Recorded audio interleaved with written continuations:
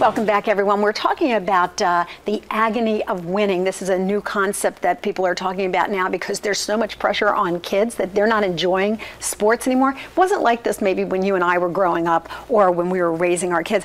A shocking number, Kevin, 75% or maybe even higher of kids quit sports by the time they get to junior high? Yeah, those who start by age 6 quit by age 12. Short career. Now, is that burnout or because they're injured or because, you know, they just don't want the pressure? What is it? It's a combination, but it's the thing about pressure. When you're asked at 8 to pick a sport, and maybe it's not even your favorite sport, but you might be best at it. At 8, I was better in baseball. I went to college on an athletic scholarship for basketball because I wasn't pressured into it. I just became better in basketball, but not until my junior year in high school.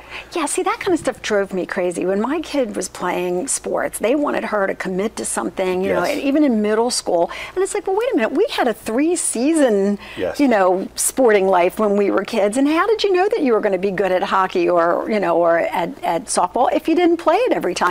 When my kids were playing softball, the soccer coaches insisted that they play spring soccer, and they had to miss softball practice for a sport that they played in the fall. That really irritated me. And adults invented this system, by the way, Lynn. That's what I wanted to say. No 9-year-old invented this system. Right. I don't like when we make believe we can't change it.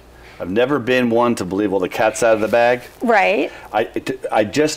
Adults make believe that there couldn't be some sort of regulation to stop that. Okay, now you have to, this one piece of advice, because we're almost out of time. I'm trying to share some of these Facebook comments, which are just out of this world, in agreement with you, I have to say. But, okay, you have a kid, he or she's showing some promise at a sport, and the coach says, well, if he doesn't play travel or you don't come to the spring practice, you're not going to make the team, and then he's not going to play in high school, and then he's not going to get in college. So here you got an 8-year-old and you're already worried that he's not going to even play in college. Well, how do you respond? Okay, well, God blessed me, because I have a 10-year-old and a 7-year-old, and so I can speak from a personal experience how you handle that. Okay. Someone approached me and said, neither one of your daughters will play high school soccer. They're 7 and 10 if they don't start playing travel.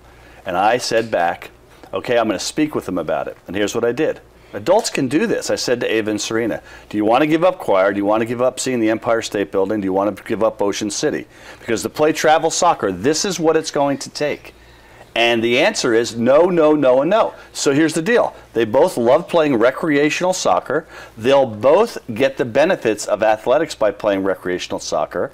And if they should not play on a high school team and get a scholarship, they'll still have this well-rounded life. Because I'm not invested in whether they get a scholarship or be all-stars. And if they should decide to play at some point down the road, you'll encourage them. Let's get in the car. Okay. One thing that we did not have a chance to talk about, and perhaps we can do it again, is the number of injuries that these young kids are sustaining at a very young age, particularly girls. But you have to read Kevin's book to find that information out. It's called The Agony of Winning. Yes. Kevin, thank you so much for being here. Thanks for having me. It's been great to have you. Okay, thank you so much for being with us, and my thanks to my crew and to you for watching. We will see you the next time.